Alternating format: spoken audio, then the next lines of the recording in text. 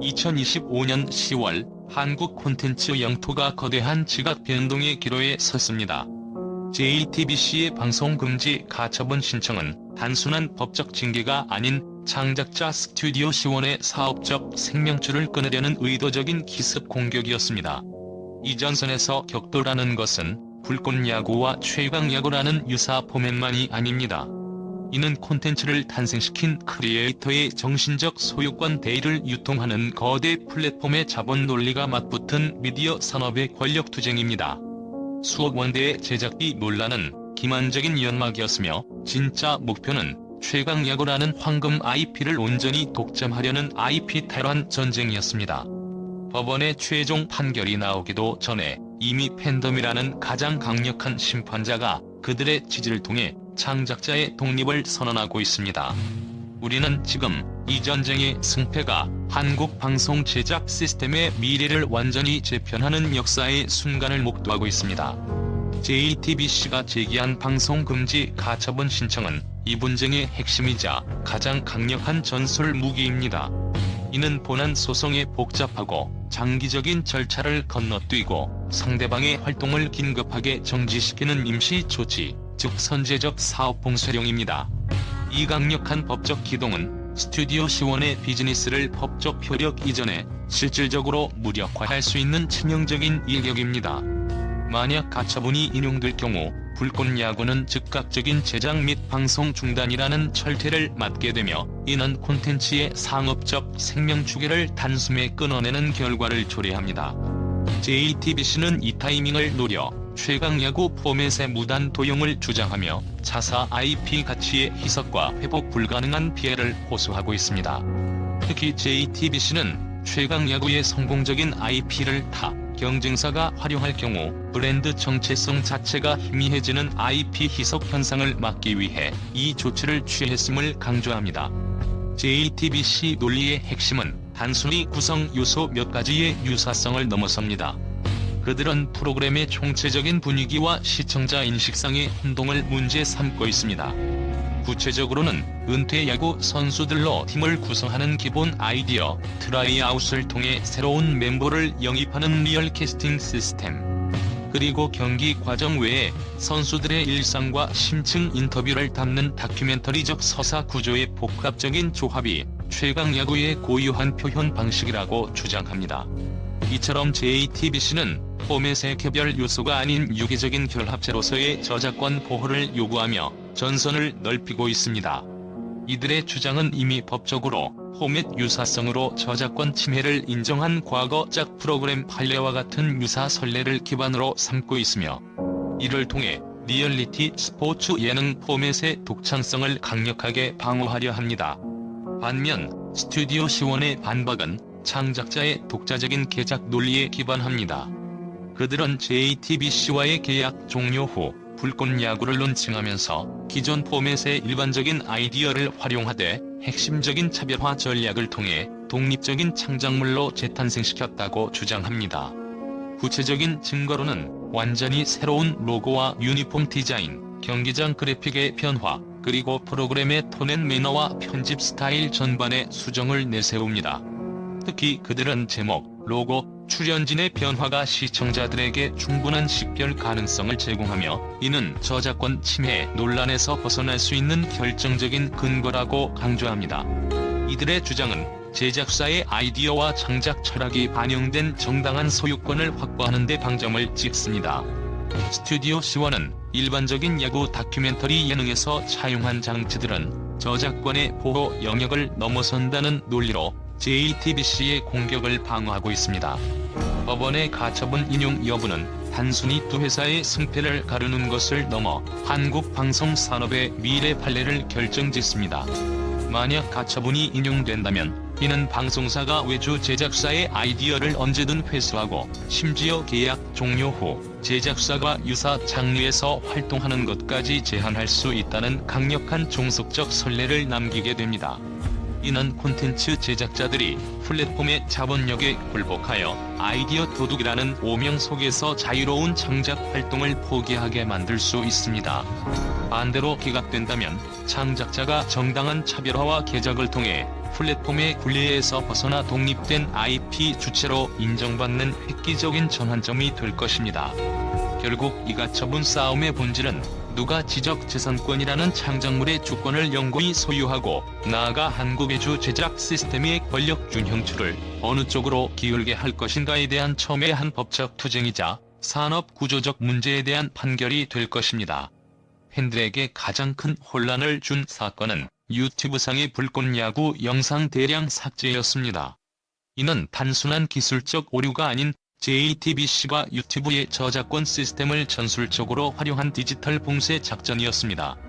유튜브는 저작권 분쟁 발생 시 선제적 삭제 후 심사라는 위험 회피 원칙을 적용하는데 JTBC는 이를 치밀하게 활용하여 출시 초기 폭발적인 성장세를 보이던 불꽃야구의 핵심 유통 채널을 조기에 마비시키는 것을 목표로 삼았습니다. 불꽃야구를 불법 콘텐츠로 낙인 찍고 팬덤, 광고주, 플랫폼 파트너의 신뢰를 무너뜨리는 것이었습니다. 그 목적은 명확합니다. 이 전술은 특히 초기 슈퍼챗과 조회수로 콘텐츠의 생명력을 확보하는 시점에 경제적 타격을 입히려는 고도의 계산이었으며 이는 경쟁 콘텐츠의 초기 자금줄을 묶는 잔혹한 공격이었습니다. 유튜브는 전 세계에서 가장 강력한 콘텐츠 유통 플랫폼이자 최대 수익 창출 창구입니다. JTBC의 공격은 매우 전략적이었습니다. 이 채널을 차단함으로써 JTBC는 스튜디오 C1의 디지털 접근성을 일시적으로 끊고 신규 팬 유입 경로를 봉쇄하려 했습니다.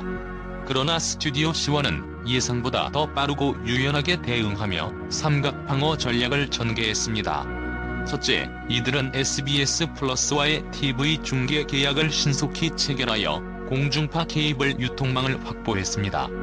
이는 주유통 채널인 유튜브가 무력화되자마자 전통적인 미디어 통로를 통해 시청자 접점을 유지하는 위기 관리 능력을 보여주었습니다. 둘째, 더욱 중요한 것은 자체 웹사이트 스튜디오 C1을 런칭하고 모든 회차를 풀 HD 품질로 직접 유통하는 D2C 전략을 구축했다는 점입니다. 이는 단순히 플랫폼 리스크에 대한 배업이 아니라 콘텐츠의 통제권을 방송사나 플랫폼이 아닌 창작자 자신들의 손에 되찾아오는 전략적 선언이었습니다. 콘텐츠 주권 확보라는 기치를 내건 이 전략은 플랫폼 종속성을 끊어내고 팬 데이터를 직접 관리하며 광고와 유료 콘텐츠 수익 구조를 혁신하는 미래형 미디어 생존 모델을 제시했습니다. 셋째, 이 과정에서 스튜디오 C1은 플랫폼 독점 폐해를 역설적으로 활용했습니다. 역설적으로 유튜브의 삭제 조치는 스튜디오 C1의 디지털 독립을 앞당기는 촉매제가 되었으며 팬들은 이탈하지 않고 오히려 C1 웹사이트로 이동하며 더욱 충성도 높은 생태계를 형성하고 있습니다. 콘텐츠의 힘이 유통 채널의 물리적 장벽을 극복해낸 극적인 승리 사례라 할 수 있으며 이는 플랫폼이 아닌 창작자에게 충성한다는 팬덤의 강력한 메시지를 시장에 각인시켰습니다. 이 디지털 전선에서의 승리는 자본과 시스템을 넘어 크리에이터 정신이 어떻게 살아남는가에 대한 명확한 증거입니다. JTBC가 가처분이라는 극단적 조치를 선택한 배경에는 단순한 법적 방어를 넘어서는 전략적 의도가 숨어 있습니다. 한국 법률상 본안 소송은 최소 수개월에서 수년이 소요되지만 JTBC는 불꽃야구가 팬덤과 수익이 급증하던 런칭 초기라는 가장 중요한 시점에 가처분을 제기했습니다. 이는 이기기 위한 싸움이 아니라 당장 무너뜨리기 위한 전쟁임을 보여줍니다. 콘텐츠의 상업적 생명 주기를 초기 단계에서 봉쇄하여 경쟁력을 원천 차단하려는 고도의 타이밍 전술이었습니다. 이처럼 JTBC는 법적 리스크를 감수하면서까지 불꽃야구의 시장 진입 자체를 저지하려 했다는 점에서 이 사태의 배후에 단순한 저작권 분쟁 이상의 IP 독점 의지가 있음을 짐작할 수 있습니다. 더욱이 JTBC는 민사소송과 더불어 업무상 배임, 전자기록 손괴와 같은 형사 고소까지 병행했습니다. 이는 단순한 권리 주장이 아닌 불꽃야구의 제작자와 브랜드를 시장과 파트너의 눈에서 위험하고 불법적인 존재로 낙인 찍으려는 전방위적 제거 전략으로 해석해야 합니다. 법적 공세를 통해 스튜디오 C1의 신용도를 하락시키고 잠재적인 광고주나 투자자들을 사전에 차단하려는 정치적 사업적 고립 시도였던 것입니다. 이들의 전술은 법률적 호위망을 구축하여 스튜디오 C1의 모든 사업 활동에 그림자를 들이우고 결국 백기를 들게 만드는 것을 목표로 했습니다. 겉으로 드러난 제작비 과다 청구 논란은 이 전략을 위한 외부적 명분에 불과했습니다. 장시원 PD의 반박처럼 해당 프로젝트가 고정 총액 지급 방식 계약이었음을 고려하면 과다 청구 개념 자체가 성립하기 어렵습니다. 이 계약 형태에서는 제작비를 실제로 얼마 썼는지와 관계없이 계약된 총액만 지급하면 되므로 JTBC의 주장은 합리적 의심을 넘어서는 전략적 기만으로 해석될 여지가 큽니다. 진정한 쟁점은 IP 탈환입니다. JTBC는 최강 야구의 압도적인 성공과 상업적 가치를 더 이상 외주 제작사와 나누고 싶지 않았던 것이며, 예산 문제는 이 IP를 온전히 자신들의 소유로 흡수하기 위한 치밀하게 설계된 구조 조정의 시발점이었던 것입니다. 이 사건은 한국 방송 산업의 뿌리 깊은 IP를 둘러싼 권력 투쟁이 얼마나 냉혹하게 전개될 수 있는지를 적나라하게 보여줍니다. 이 분쟁의 법적 핵심은 리얼리티 야구 예능 포맷이 과연 저작권 보호 대상이 될 수 있는지에 대한 근본적인 질문이며, 이는 한국 미디어 산업의 구조를 뒤흔들고 있습니다. 법적으로 저작권은 아이디어가 아닌 아이디어의 구체적인 표현에만 부여됩니다. 저작권법의 대원칙은 명확합니다. 은퇴한 야구 선수들이 팀을 만든다는 기본 아이디어, 즉 포맷의 기본 골격 자체는 누구나 자유롭게 사용할 수 있는 공공 영역에 속합니다. 그러나 JTBC가 내세우는 논리는 이 경계를 무너뜨립니다. JTBC는 승률 기준 미달 시 해체되는 서사 구조, 트라이아웃을 통한 리얼 캐스팅 방식, 그리고 감독 선수 간의 다큐 스타일 인터뷰 구성 등 복합적인 요소들의 창의적이고 유기적인 조합이 최강 야구만의 고유한 표현 방식으로서 보호받아야 한다고 주장합니다. 이는 프로그램의 총체적인 분위기와 시청자 인식상의 혼동을 유발하는 지점을 집중 공략하는 전략입니다. 즉, 개별 요소는 일반적일지라도 이들이 특정 목적과 서사를 위해 배열된 방식이 독창적 표현이라는 논리입니다. 이는 2017년 SBS 짝 프로그램의 포맷 유사성 판례에서 법원이 유사성을 넘어 표현의 창의성을 인정한 기존 사법적 기준에 기댄 논리적 공세입니다. 법조계 분석에 따르면 법원은 프로그램의 기본 구성, 진행 방식, 주요 인물 구성 등 핵심적인 요소들이 우연의 일치라고 보기 어려울 정도로 실질적 유사성을 가지는지 여부에 집중할 것입니다. 이 실질적 유사성의 판단 기준은 포맷 분쟁에서 가장 까다로운 지점입니다. 프로그램의 내용, 형식, 연출 기법, 캐릭터 설정, 장면 전환 방식 등 수많은 디테일을 비교 분석해야 하며, 이 과정에서 법관의 주관적 판단이 크게 작용할 수밖에 없습니다. 만약 법원이 JTBC의 손을 들어준다면 이는 리얼리티 예능 포맷에 대한 권리 범위를 확장하는 중요한 판례로 작용하여 방송사의 입지를 더욱 강화할 것입니다. 이는 향후 외주 제작사들이 유사 장르의 프로그램을 기획하고 제작할 때마다 잠재적인 법적 분쟁 위험을 안게 됨을 의미하며, 이는 곧 창작의 자유를 억압하는 위축 효과를 낳게 됩니다. 외주 제작사들은 자금력과 법률 대응 능력이 부족하므로 사소한 유사성에도 불구하고 거대 플랫폼의 공격에 무방비로 노출되는 결과를 초래합니다. 국제적으로도 TV 포맷의 저작권 보호는 논쟁적입니다. 이러한 포맷 저작권 딜레마는 비단 한국만의 문제는 아닙니다. 국제 포맷 산업협회 등에서는 포맷 보호를 주장하지만 법원은 여전히 보수적입니다. 특히 영국 법원의 그린 V 브로드캐스팅 코퍼레이션 오브 뉴질랜드 판례와 같이 법원은 포맷이라는 것이 본질적으로 아이디어의 묶음일 뿐 구체적인 대본이나 영상물처럼 고정된 형태를 갖추기 어렵다는 이유로 포맷 전체에 대한 강력한 저작권 보호를 주저하는 경향이 있습니다. 스튜디오 C1은 이러한 국제적 흐름에 기대어 자신들의 포맷이 다큐멘터리 예능의 일반적 장치들, 예를 들어 슬로우모션 리플레이, 라커룸 인터뷰, 코치진의 고뇌 장면 등 장르적 관습으로 구성되어 있으며, 핵심 창의성은 출연진과 스토리텔링의 진정성에 있다고 반박합니다. 이들은 불꽃 야구만의 새로운 브랜딩을 통해 차별화를 꾀했으며 포맷의 일반적 구성 요소를 활용한 것에 불과하며 충분한 개작을 거쳤다고 주장합니다. 결론적으로 이 논쟁은 법적 판단을 넘어 창작자의 철학적 정의를 묻습니다. 시청자들은 이미 플랫폼의 이름이 아닌 이야기를 만들어내는 창작자와 그 진심에 충성하고 있습니다. JTBC가 형식적인 이름은 가졌을지 몰라도 진정성이라는 정신은 스튜디오 C1과 출연진을 따라 이동했습니다. 법원이 어느 쪽 손을 들어주든 시장과 팬들이 이미 내린 심판은 가장 강력하고 회복 불가능한 시장 저작권을 형성하고 있습니다. 이 판결은 한국 콘텐츠 산업의 IP 창작 주체를 재정의하고 향후 제작 생태계에서 창작의 자유가 어디까지 인정될 수 있는지에 대한 중대한 시험대가 될 것입니다. 만약 창작자가 아이디어를 발전시키는 정당한 개작 활동마저 플랫폼에 의해 영구적으로 봉쇄당한다면 한국 콘텐츠의 다양성과 혁신은 심각한 위기에 처할 수 있습니다.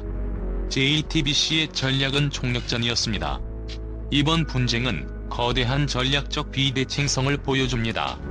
거대한 자본력과 법률 시스템을 무기로 삼아 민형사 소송과 가처분, 그리고 유튜브 채널 차단이라는 전방위적 화력 집중을 통해 경쟁자를 제거하려 했습니다. 그들은 시간은 돈이다라는 자본주의적 신념에 따라 스튜디오 C1의 생존 시간을 최소화하는 것이 가장 효과적인 공격이라 판단했습니다. 이는 거대 기업이 구사하는 전형적인 힘의 논리 전략입니다.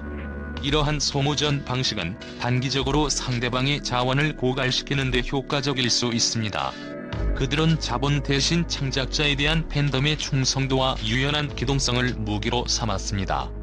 반면 스튜디오 C1의 전략은 비대칭 전략이었습니다.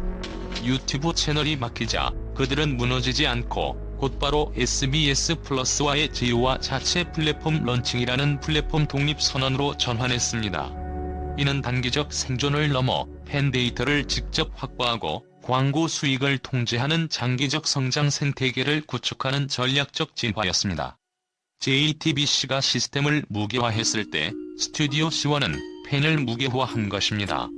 이들의 기동전 전략은 JTBC의 경직된 시스템 공격을 회피하며 새로운 시장 영역을 개척하는 데 성공했습니다. 법적 판단이 아직 미결임에도 불구하고 시장의 움직임은 명확한 징후를 보냅니다. JTBC의 새로운 시즌은 시청률 하락을 겪고 있으나 불꽃 야구는 독립된 채널을 통해 꾸준한 화제성을 유지하고 있습니다. 이름은 JTBC가 가졌으나 정신과 팬덤은 스튜디오 C1을 따랐습니다. 이 싸움의 궁극적인 승자는 법원의 판결이 아닌 누가 더 똑똑하고 진정성 있게 팬들의 신뢰를 얻었는가에 달려있음을 시장이 증명하고 있습니다. 거대하지만 경직된 전략보다 작지만 유연하고 팬중심적인 전략이 압도적인 우위를 점하고 있다는 것은 부인할 수 없는 현실입니다.